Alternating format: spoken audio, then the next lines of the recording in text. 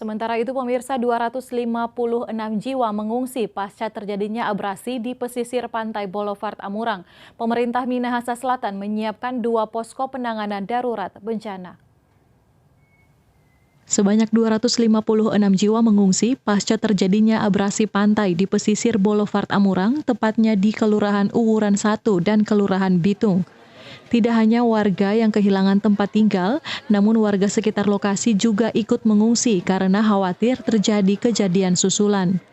Baik pemirsa, H+1 pasca kejadian abrasi di pesisir pantai Amurang, pemirsa, warga nampak masih mengevakuasikan barang-barang yang boleh diselamatkan.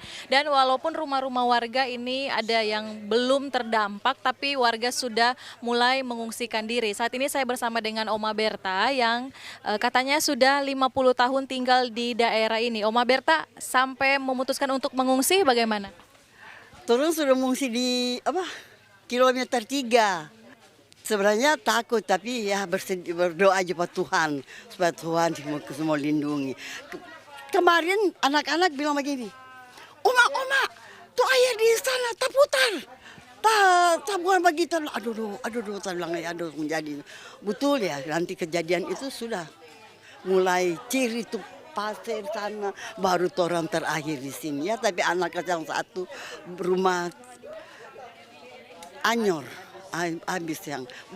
Sementara itu, Kepala Badan Penanggulangan Bencana Daerah Minahasa Selatan, Tori Joseph, mengatakan hingga kini mereka masih mengupdate data korban karena rumah yang ambruk masih terus bertambah. Baik pemirsa, saat ini saya berada di Kelurahan Lewet, ada di Posko Penanganan Bencana Darurat Minahasa Selatan, pemirsa, dan saya bersama dengan Kepala Badan BPBD Minahasa Selatan. Halo Pak.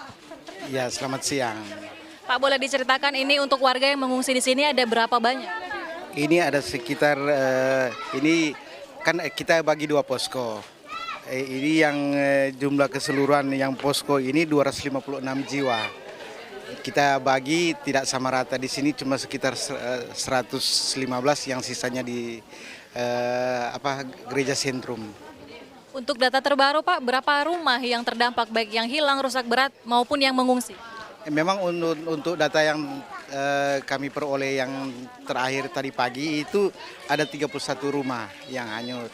Tetapi kalau untuk kakak yang terdampak korban itu ada 64 kakak. Iya, tapi juga yang terdampak keseluruhan di area itu ada jumlahnya 604 jiwa. Bantuan yang diberikan pemerintah saat ini berupa kebutuhan pokok, yaitu bahan makanan, tempat tidur, dan peralatan mandi.